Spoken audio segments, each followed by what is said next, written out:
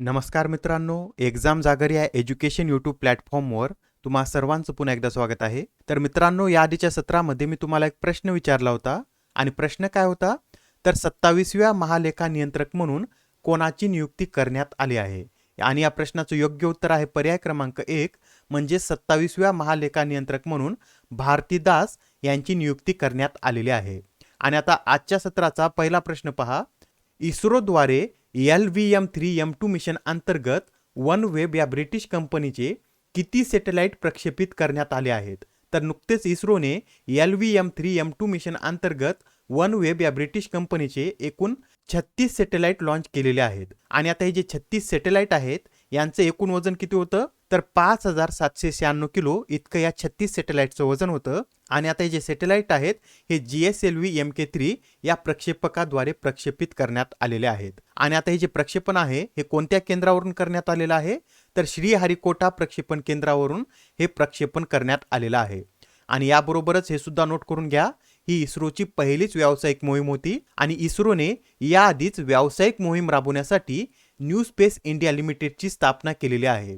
आणि या new space India लिमिटेडशीच ब्रिटनच्या कंपनी OneWebनं या मोहिमेसाठी करार केलेला आहे आणि या करारानुसार हे मिशन राबवण्यात येत आहे.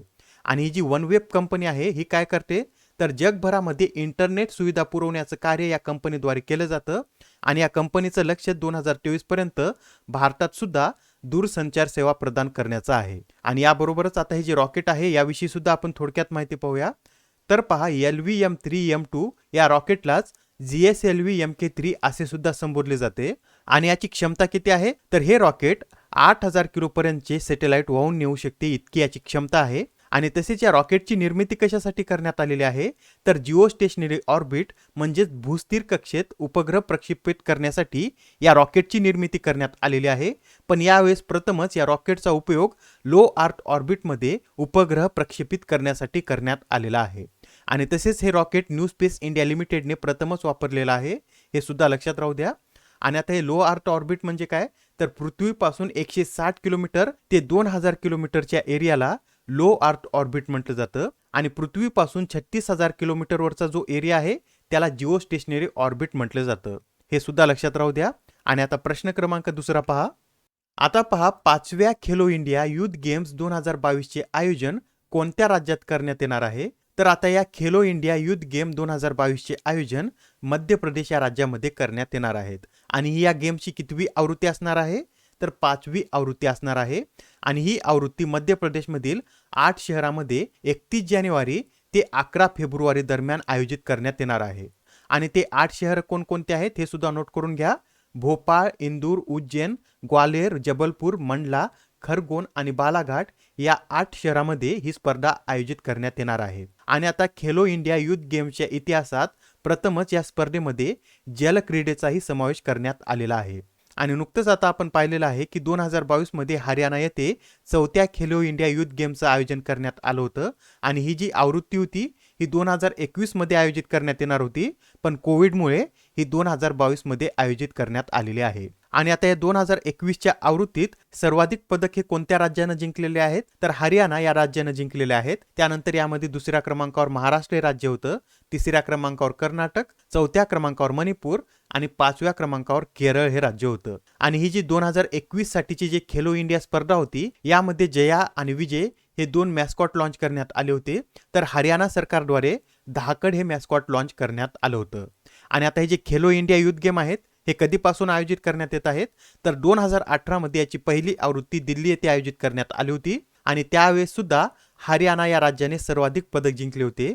आणि 2019 मध्ये दुसरी आवृत्ती महाराष्ट्रातील पुणे येथे आयोजित करण्यात आली होती आणि त्यामध्ये सर्वाधिक पदक हे महाराष्ट्र या राज्याने जिंकले होते. आणि त्यानंतर तिसरी आवृत्ती 2020 मध्ये आसाममधील गुवाहाटी येथे आयोजित करण्यात आली होती आणि त्यावेळेस सुद्धा यामध्ये महाराष्ट्र या राज्याने प्रथम क्रमांक मिळवलेला होता. तर आता प्रश्न क्रमांक तिसरा पहा. आता या प्रश्नामध्ये काय विचारलेलं आहे?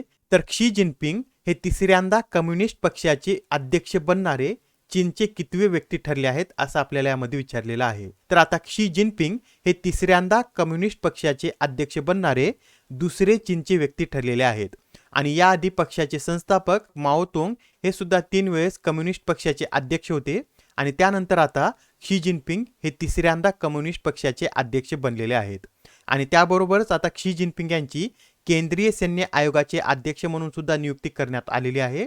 आणि याआधी शी जिनपिंग यांची 2012 मध्ये या पक्षाच्या अध्यक्षपदी नियुक्ती करण्यात आली होती आणि 2022 मध्ये त्यांच्या नियुक्तीला 10 वर्षे पूर्ण झालेले आहेत. आणि चीनमध्ये याआधी 1982 मध्ये एक नियम करण्यात आला होता आणि तो नियम काय होता, तर सर्वोच्च पदावर 10 वर्षापेक्षा जास्त एखादी व्यक्ती राहू शकणार नाही, हा नियम करण्यात आला होता. आणि आता या नियमाला बगल देत शी जिनपिंग हे तिसऱ्यांदा कम्युनिस्ट पक्षाचे अध्यक्ष बनलेले आहेत. आणि आता आपण इथं चीनविषयी बोलत आहोत, तर चीनविषयी हे सुद्धा नोट करून घ्या. चीनची राजधानी काय आहे, तर बीजिंग ही राजधानी आहे. आणि चीनची भारताशी एकूण किती किलोमीटरची सीमा संलग्न आहे, तर 3488 किलोमीटरची सीमा चीनची भारताशी संलग्न आहे. आणि त्यामध्ये चीनची सीमा ही लडाख या केंद्रशासित प्रदेशाशी सुद्धा संलग्न आहे. त्याचप्रमाणे हिमाचल प्रदेश, उत्तराखंड, सिक्कीम आणि अरुणाचल प्रदेश या राज्याशी सुद्धा चीन या देशाची सीमा संलग्न आहे. तर आता नेक्स्ट क्वेश्चन पहा. तर आता नुकताच जागतिक बहुआयामी गरिबी निर्देशांक 2022 प्रकाशित करण्यात आलेला आहे. तर आता या निर्देशांकानुसार कोणत्या देशात गरिबांची संख्या सर्वाधिक आहे असं आपल्याला विचारलेलं आहे. तर आता या निर्देशांकानुसार भारतामध्ये गरिबांची संख्या ही सर्वाधिक आहे. आणि आता भारतामध्ये एकूण गरीब लोकसंख्या किती आहे, तर 228 दशलक्ष इतकी लोकसंख्या आहे. आणि भारतानंतर नायजेरिया या देशाचा क्रमांक लागतो आणि नायजेरियामध्ये 96 दशलक्ष इतके लोक गरीब आहेत.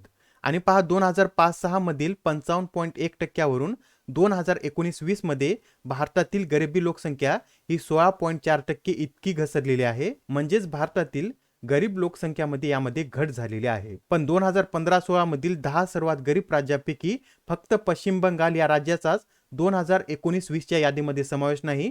नाहीतर बिहार, झारखंड, मेघालय, मध्य प्रदेश, उत्तर प्रदेश, आसाम, ओडिशा, छत्तीसगड आणि राजस्थान ही राज्य याआधी म्हणजे 2015-16च्या यादीमध्ये सुद्धा होती आणि त्यांचा समावेश 2019-20च्या यादीमध्ये सुद्धा करण्यात आलेला आहे. आणि आता थोडक्यात आपण जागतिक बहुआयामी गरिबी निर्देशांकाविषयी सुद्धा माहिती पाहूया. तर पहा आता हा जो निर्देशांक आहे, हा निर्देशांक UNDP आणि Oxford poverty and human development initiative द्वारे प्रकाशित केला जातो.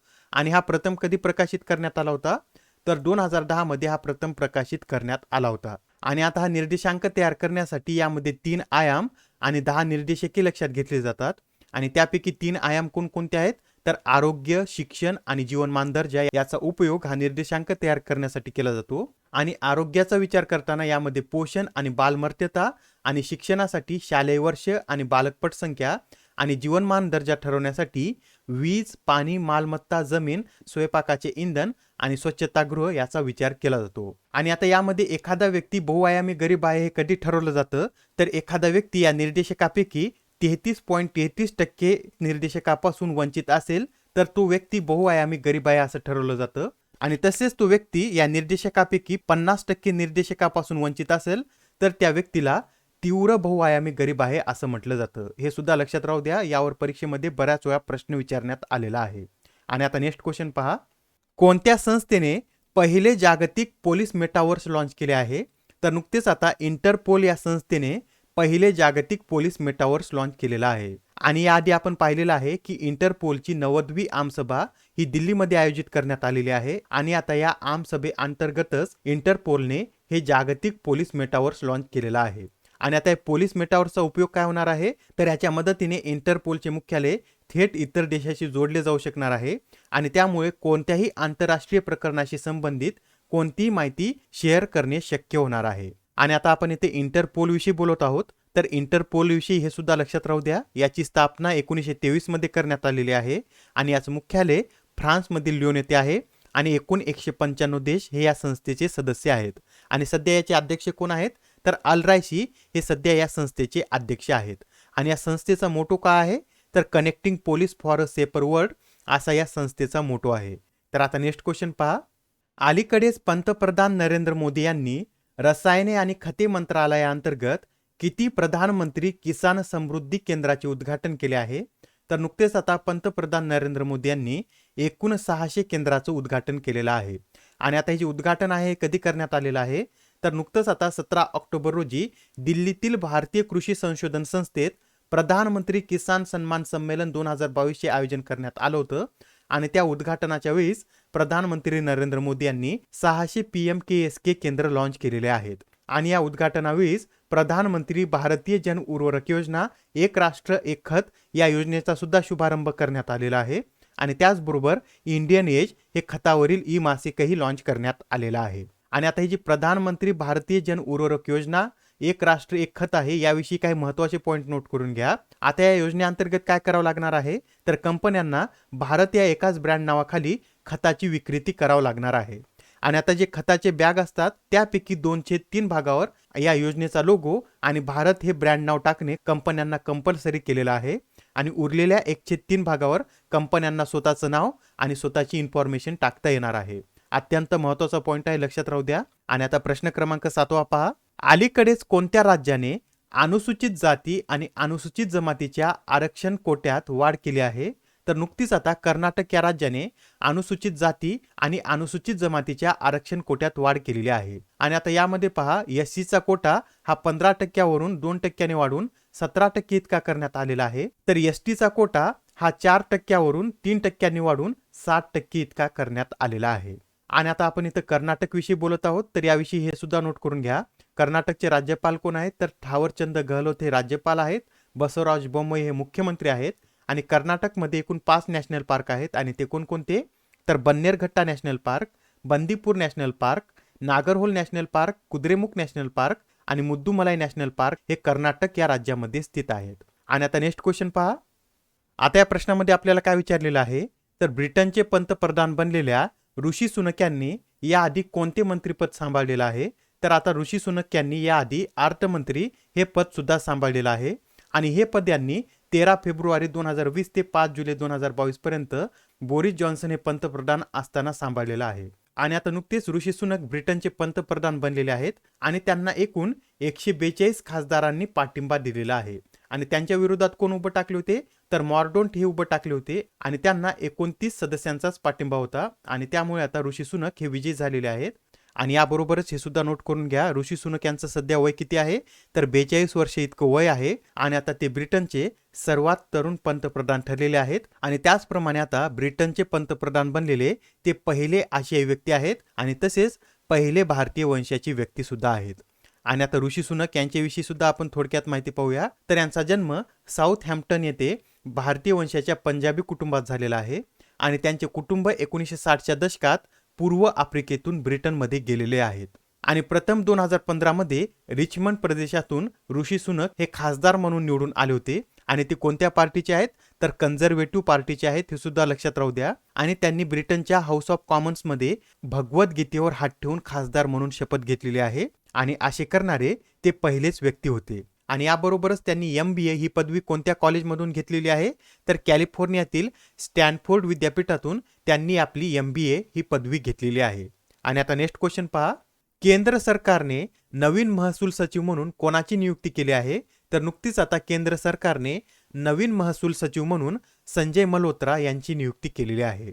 आणि आता आजच्या सत्रामधील शेवटचा प्रश्न पहा. खालीलपैकी कोणत्या विमा कंपनीद्वारे धनवर्षा ही योजना सुरू करण्यात आली आहे, तर नुकतीच आता LIC या कंपनीने धनवर्षा ही योजना सुरू केलेली आहे. कोणती योजना आहे, तर धनवर्षा असं या योजनेचं नाव आहे. आणि याची सुरुवात LIC या कंपनीने केलेली आहे. आणि आता आपण इथे LIC विषयी सुद्धा थोडक्यात माहिती पाहूया.